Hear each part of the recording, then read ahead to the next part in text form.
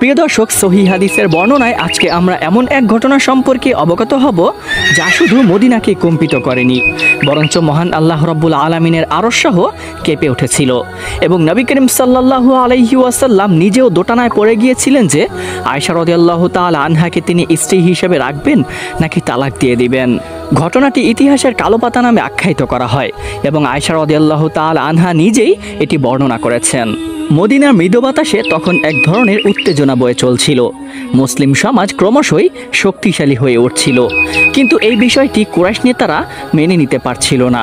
তাদের অন্তরে শুধু একটি মাত্র চিন্তা ভাবনা, মুসলিম সমাজ যদি এভাবে চলতে থাকে, সমাজে আমাদের সম্মান এবং রাজকীয়ভাবে অনৈতিক ব্যবস্থা ক্রমশই নিচে যেতে থাকবে।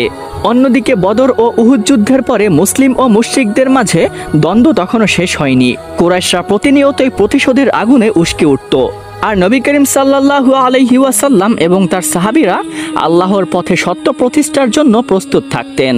এমনই সময়ের একদিনের ঘটনা। একদিন এক দূত নবী করিম সাল্লাল্লাহু আলাইহি ওয়াসাল্লামের কাছে একটি খবর নিয়ে আসলো।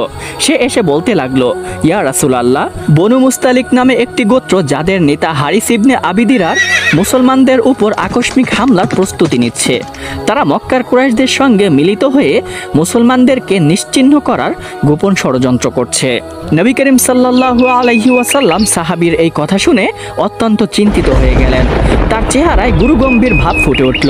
তিনি জানতেন, যদি আগে থেকে ব্যবস্থা না নেওয়া হয় তবে মদিনার নারী শিশু পর্যন্ত নিরাপদ থাকবে না। তিনি তৎক্ষণাৎ আর দেরি করলেন না, মদিনার মসজিদে এক সভার আহ্বান করলেন। সাহাবীগণ একে একে মসজিদে এসে হাজির হলো। মসজিদে নববী ভরে গেল মুসলিম বীরবল সৈন্যদের দলে। সবার চোখেই তখন অদ্ভুত কৌতূহল এবং উত্তেজনা। নবীজি সবাইকে ডেকেছেন নিশ্চয়ই কোনো গুরুত্বপূর্ণ কাজে, কিন্তু এখন কেন ডাকা হয়েছে সেই বিষয় সম্পর্কে কারো ধারণা নেই। তখন নবী করিম সাল্লাল্লাহু আলাইহি ওয়াসাল্লাম দৃঢ় কণ্ঠে দীপ্ততার চোখে সকলের উদ্দেশ্যে বলতে লাগলেন, হে আমার সাহাবীগণ, মুসলিম বীরবল পুরুষগণ, আমাদের মাঝে খবর এসেছে বনু মুস্তালিক আমাদের উপর আক্রমণের প্রস্তুতি নিচ্ছে। তোমরা কি বলো? এই বিষয়ে তোমাদের সকলের পরামর্শ কি? আমরা কি বসে থাকব, নাকি মহান আল্লাহ রব্বুল আলামিনের সত্যের পথ প্রতিষ্ঠিত করতে আমরা জিহাদের উদ্দেশ্যে বের হব? নবীজির কথা শেষ হতে না হতেই সকল সাহাবী একসাথে বলে উঠলেন, ইয়া রাসূলুল্লাহ, আমরা বদরে ছিলাম, আমরা উহুদে ছিলাম, আজও আমরা আপনার পাশে আছি। আমাদের জান, মাল, সন্তান সবকিছুই আপনার জন্য কুরবান। তাদের এই দৃঢ়কণ্ঠের শক্তিশালী ইমানি আওয়াজে মসজিদে নববী গুম গুম করে কেঁপে উঠল, যেন মসজিদে নববী নিজেই তাদেরকে উৎসাহিত করছে জিহাদের উদ্দেশ্যে বের হওয়ার জন্য। তখন নবী করিম সাল্লাল্লাহু আলাইহি ওয়াসাল্লাম সকলের মতামত শুনে জিহাদের ঘোষণা দিলেন এবং সকলকে উদ্দেশ্য করে বলতে লাগলেন, তাহলে আমরা আল্লাহর নামে বের হব। আমরা আক্রমণকারীদের আক্রমণের আগে তাদের প্রতিরোধ করব। এরপরে যুদ্ধের প্রস্তুতি শুরু হলো। উট, ঘোড়া, অস্ত্র সবকিছুই জোগাড় করা হলো। অন্যদিকে নারী সাহাবীরাও এগিয়ে আসছেন এবং শক্তকণ্ঠে নবীজির সামনে কাকতি করছেন, ইয়া রাসূলুল্লাহ, আমরাও রণক্ষেত্রে আহতদের সেবা করব, পানির ব্যবস্থা করব। এই যুদ্ধে আমরাও অংশ নিতে চাই। নবী করিম সাল্লাল্লাহু আলাইহি ওয়াসাল্লাম মহিলা সাহাবীদের এত সুন্দর উৎসাহ দেখে তাদেরও অনুমতি দিয়ে দিলেন।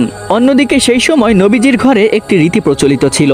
তিনি যখন লম্বা সফর বা জিহাদের উদ্দেশ্যে বের হতেন তখন তিনি একা যেতেন না, সঙ্গে করে স্ত্রীদের মধ্য থেকে কাউকে নিয়ে যেতেন। কিন্তু কাকে সঙ্গে করে নেবেন এই বিষয়টির সিদ্ধান্ত তিনি সরাসরি বেছে নিতেন না।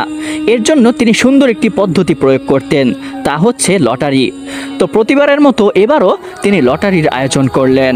লটারির আয়োজনে মদিনার এক শান্ত সন্ধ্যায় নবী করিম সাল্লাল্লাহু আলাইহি ওয়াসাল্লাম তার সকল স্ত্রীদেরকে একত্রিত করলেন এবং সবার সামনে ঘোষণা দিলেন জিহাদের উদ্দেশ্যে রওনা হতে হবে। উম্মাহাতুল মুমিনিনদের মুখে এক ধরনের কৌতূহল, আবার ভেতরে ভেতরে সবাই আশা করছে হয়তো এবার আমার নামই উঠবে। নবী করিম সাল্লাল্লাহু আলাইহি ওয়াসাল্লাম লটারির জন্য একটি পাত্রের ব্যবস্থা করলেন, যার ভিতরে ছোট ছোট কাঠের টুকরা ছিল এবং প্রত্যেকটি কাঠের উপরে এক একজন স্ত্রীর নাম লেখা ছিল। সবাই চুপচাপ দাঁড়িয়ে আছে, অন্তরে স্নিগ্ধতার ছোঁয়া, চোখ আটকে আছে সেই পাত্রের দিকে। নবী করিম সাল্লাল্লাহু আলাইহি ওয়াসাল্লাম ধীরে ধীরে সেই পাত্রে হাত দিলেন এবং বিসমিল্লাহ বলে আল্লাহর নাম নিয়ে একটি কাঠি বের করলেন। সবাই অবাঞ্ছনীয়ভাবে তাকিয়েছিল কার নাম বের হয় এবং কার সৌভাগ্য হয় নবীজির সাথে সফরে যাবে। কাঠে তুলে নবী করিম সাল্লাল্লাহু আলাইহি ওয়াসাল্লাম মৃদু হেসে দিলেন এবং হযরত আয়েশা রাদিয়াল্লাহু তাআলা আনহার নাম নিলেন। মুহূর্তেই পরিবেশে অন্যরকম আবহ তৈরি হলো। হযরত আয়েশা রাদিয়াল্লাহু তাআলা আনহা সম্মান ও বিনয়ের সঙ্গে মাথা নিচু করলেন। তার ছোট্ট হৃদয়ে আনন্দ ও গর্ব মিশ্রিত অনুভূতি। মহান আল্লাহ রব্বুল আলামিন এবার তাকে নবীজির সফরের সঙ্গী করেছেন। অন্যান্য পত্নীগণও ধৈর্যের সঙ্গে তা মেনে নিলেন, কারণ সবাই জানতেন এই নির্বাচন আল্লাহর ইচ্ছায়